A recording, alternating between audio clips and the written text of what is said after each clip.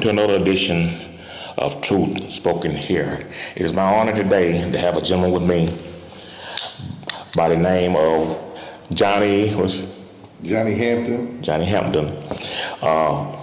Goes by the handle Author Sage. Johny is an accomplished author, and today he's going to tell us about his background as far as his writing, and also about his new book that he has, a new children's book.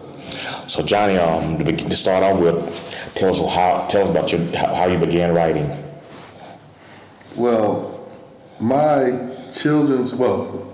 me say this. You say how I started writing. How long have you been doing this for, in other words? Well, I've been writing for some years, but my first book I published in 2014. And now this is my second book, which is a children's book. And what's the name of the book, sir? Sajana Sweets. Okay. And what motivated this particular book was my daughter's mother wanted my daughter to cut back on the sweets. So to support what she wanted and what she did, I wrote a story called Sajana Sweets about a little girl who loved sweets, was restricted to eat it because, her parents wanted her to have clean, strong teeth. Okay. So that was the motivation behind the book. Cool. Okay, and you said this your first children's book? This is my first children's book, yes. Okay, so what are the other books that you've written? Well, I have a book out called Call It Like You See It. Okay, tell us a little bit about that one. Well, that pretty much deals with the life of a photographer in the stripper world. And basically, So it's a fictional, or is it? Yes, it's fiction. Okay. And with that particular book, it had a goal to take the women out of the strip clubs and teach them how to run corporations. Now, we know that although the book is fiction, almost all fiction comes from some life experience. Was that the case with this? Yes, actually, I was a photographer in the adult world. And I seen so much opportunity, and being that photographer, I was able to talk to a lot of the women and see how they were trapped in that particular situation. Right. And the goal is to be able to find a way out. There was a saying that says, no nation can rise higher than its woman. Your woman being your first nurse, your first teacher, and your first lessons given to you by your mother. Right. So when you understand the true value of a woman, instead of bringing them down, you have to find a way to bring them up. Okay. And that's interesting because I had an experience some years ago. Matter of fact, the same year that Janet Jackson had that wardrobe malfunction, as they call it, at the Super Bowl. Okay. At halftime, a friend of mine called me over there. I think it was a little bit, maybe between halftime and the beginning of the third quarter. A friend of mine called me over to a hotel, and so he had some strippers over there and stuff. And now I'm gonna tell you, you got a daughter, right? Yes. How many other kids you got? Just your daughter? You just got one kid? Or? No, I have 5. Okay, how many girls you got? I got 3 girls and 2 boys. Okay, so I only got one kid. I got my daughter will be 23 next month. And thing was, when you have daughters, they'll change your worldview and stuff. Now I've never been a guy that liked that liked the strip clubs or anything, but this particular time, I remember going over there, and this guy, when we came up to the parking lot and stuff, this guy's wife, this guy was married. This guy's wife was outside the hotel and stuff. So I'm like, dude, you doing this stuff? You got your wife around and stuff? So we go in there, these girls are in there. One of the girls we never saw, but the one we did see, I took a casual glance, and I was like, it hit me, man, one day that could be your daughter. So that changed my worldview on things. So I know exactly what you're talking about as far as uplifting the women and stuff. And even before then, like I said, I've never been the guy that I don't like nothing that requires me to throw away my hard-earned money anyway. So you call me cheap or whatever, I'm like, what's the word, frugal? That's me. But so getting back, we got a little off track. So now you're from Philadelphia originally, right? Norristown. That's Pennsylvania. Yes. Okay. So what brought you to South Carolina? Well, my father had 9 brothers and sisters here in South Carolina. What part of South Carolina would it be? They was in Columbia. Columbia, okay. And he was born in a small town called Lone Star, South Carolina, which is, if you take Highway 48 and go straight on down, you'll run into it.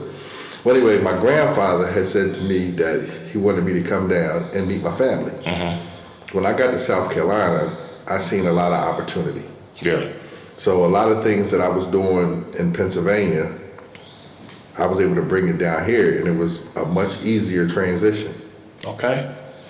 Because I was thinking about, I always ask people about when they come here from, like, particularly from what north, what brings them this godforsaken state. And something like it's not as bad as I made it out to be, but it's like there's a lot of backward stuff here and stuff, But like I've been here all my life and stuff, so I guess like. I guess I've seen the good and the bad now.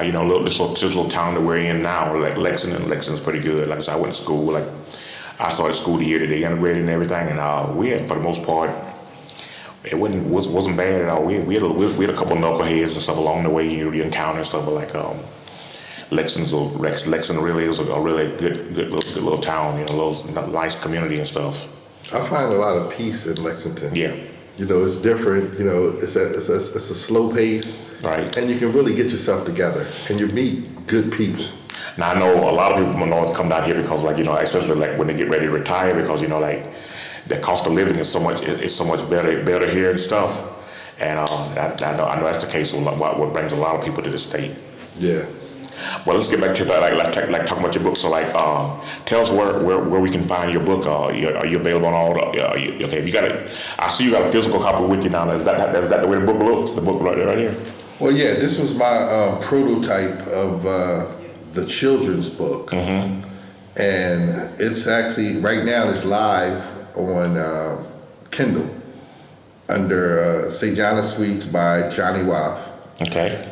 And I'm waiting for it to go live through the Kindle publishing, where it'll be on all the different platforms, Amazon, Barnes & Noble, Books A Million, and even in different countries. So right now, do you have any hard copies available, or? Oh, they're being made. They're being made, okay. I'm actually running a special for the book and the T-shirt for $25. Okay. It's on Kindle for $2.99. Okay. And it'll be on the online bookstores for $7. So the book's on there for $2.99 on Kindle? On Kindle, yes. Okay, I'm gonna have to look into that. Yeah, okay. Like I said, now I myself am an aspiring author and stuff. So what kind of advice do you have for aspiring authors and stuff? Do you have any advice? The thing is, everyone has a story. Right. And once you write it, the next step is to publish it. Right. So just go ahead and do it. There's no such thing as a bad story. Okay. Because there's always a genre for it. Well, now there's some badly written stories, right? Right, but see what the thing is, that's where editors come in and stuff, right. All right, yeah. But then you figure everything ain't for everybody. Right. See, me, when I write, right, I try to get, if I get an edit or a second opinion, I do that, but I don't let nobody go in and really edit it because it takes away from my voice. Right. Because it sounds like them. Right. Because when you write, it has rhythm, it has a pattern. Right. And then people get a chance to know you. Okay. Based off of what you wrote. Because I know, like, with me, I'm trying to, like I said, I got so much stuff I've written. Like, I've got easily about 30 or 40 short stories, more than that probably. And between, I've been writing since like 95. I started my first children's book, I started that, and then I started writing the short stories in between that. Between starting that and finishing it, and wrote several short stories. But like I said, I know, like I said, I want to get my stuff out there, so that it's good to meet somebody like you and stuff.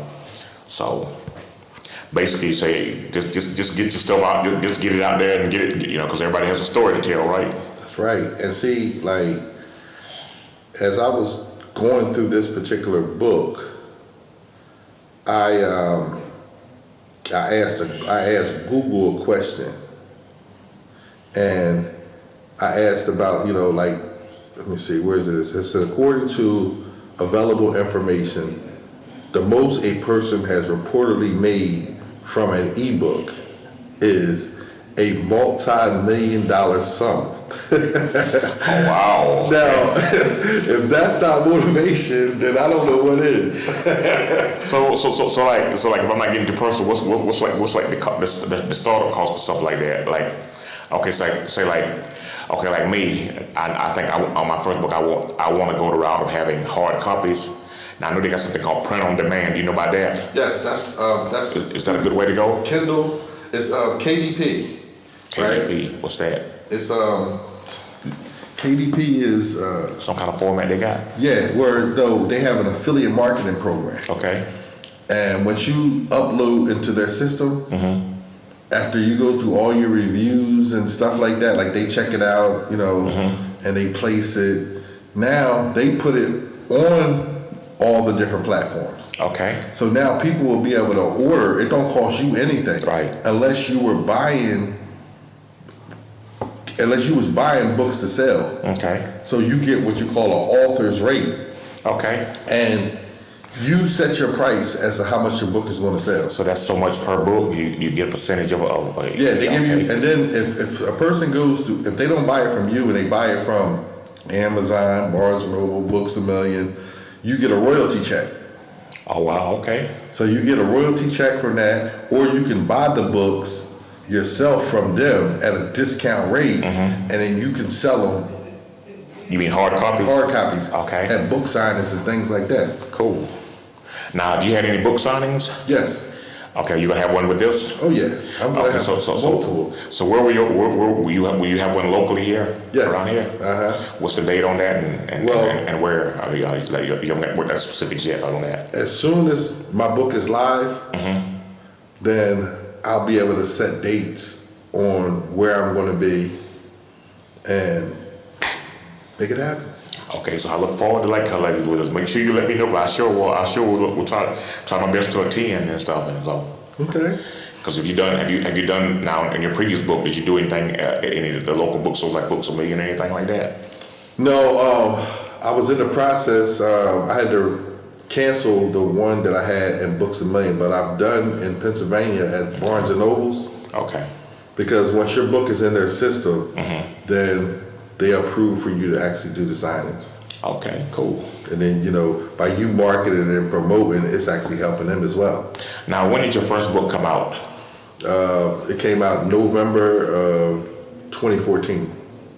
Okay, so this is before the pandemic and everything. So the pandemic, I know the pandemic changed everything for everybody and stuff. So did that pandemic affect you as far as like having book signings and stuff like that? Well, no, I didn't start doing my book signings right away. Okay.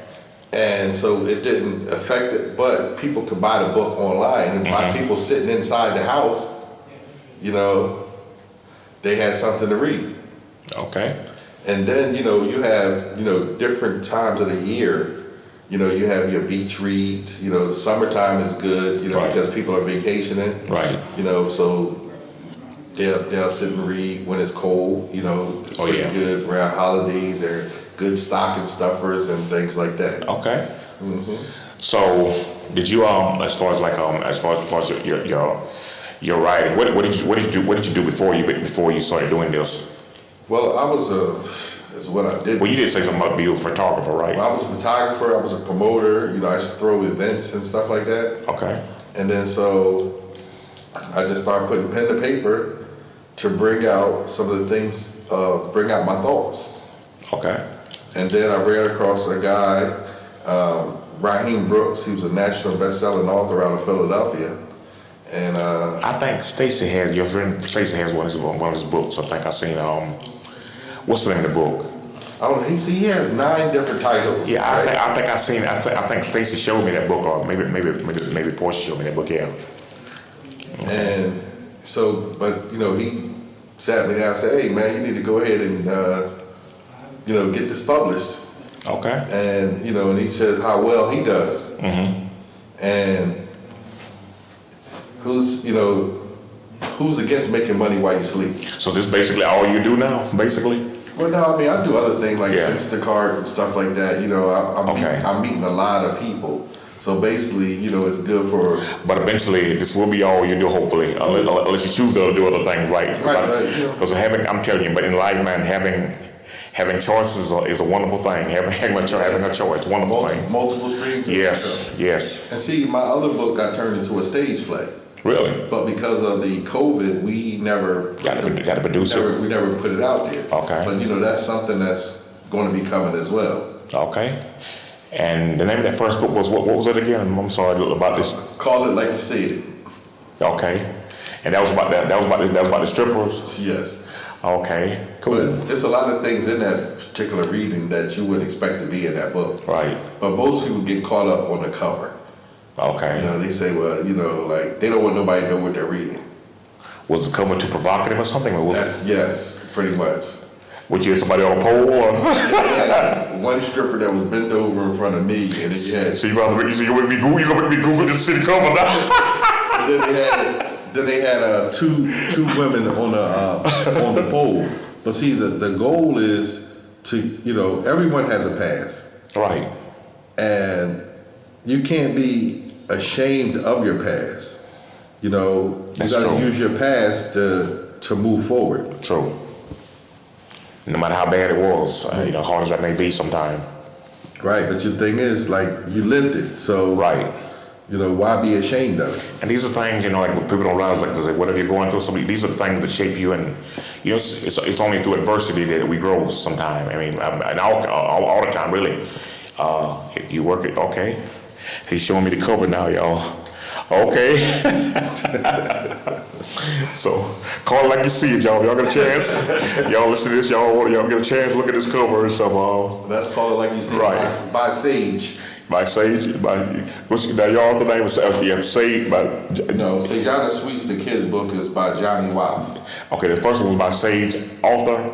No, just by Sage. Just Sage. Okay. Yes, this is Call It Like You See It by Sage. Okay. And the children's book is Sejana Sweets by Johny Waff. Okay. Because you know, you don't want to mix the two. Right. So, why? Tell me about the name Johny Waff. Why'd you pick that? Well, that was a nickname that I grew up with. You just like eat waffles or something? Yeah, no, see, they said my head was flat in the back like a waffle. Okay. And then they had a cereal out called Waffle Bill. Okay, so you know when you pick that about your head, huh? Yeah, they said Waffle Bill, let go of that train. I was just a potato head, and that's what kids called me. I went to DJJ about 20 years ago. I come out, it wasn't even the guys in my dorm, it was like the guys in the dorm next to me. I come out and take the kids to lunch or breakfast in the morning, and there's one guy every morning, potato! Every morning. Oh boy. But yeah, so, we pretty much, you got any closing comments you want to say? Want to say? No, I'm just hoping that, you know, with this new project, you know, that it takes off. Because, you know, I have another business called Sage Kids. Okay. Where I have mascots and things like that. We do parties and stuff like that for the children. So you got your hands on all kind of stuff, huh? Yes, but so I really think that the children's business is pretty much the way to go. Yeah. Because, you know, people are not going to stop having children. Right. And, you know, and being able to make a difference and have a voice and being able to have teaching points and things like that. So is this program sort of like a mentorship program, sort of? I mean, we're looking to turn it into that. Okay. So, you know, like tapping into the different libraries and the school systems and things like that, putting series in it, you know, teaching points and stuff. Right. Mm-hmm. Cool. So, well, Johnny, that pretty much covers everything, and like I said, I'm honored to have you. Like I said, I wish you luck going forward with your book, and I'm gonna, as soon as I get out of here today and get back to where I'm going, I'm gonna download. It's available right now. Yes. Okay. Yes. Yeah. Because I mean, I still got a big. I'm a big kid still yet, mm-hmm. So I'll at least enjoy reading it and stuff. So when you download the Kindle. Does it have the illustrations on there too? Yes. Okay, good. So I will do that as soon as I get back to where I can get to my computer and stuff. Mm-hmm. All right. All right, Johnny, so it was a pleasure having you, and like I said, good luck going forward, and wish you much success in everything, all your endeavors. Thank you for coming today, sir. Yeah, but I appreciate you having me. All right, bye-bye.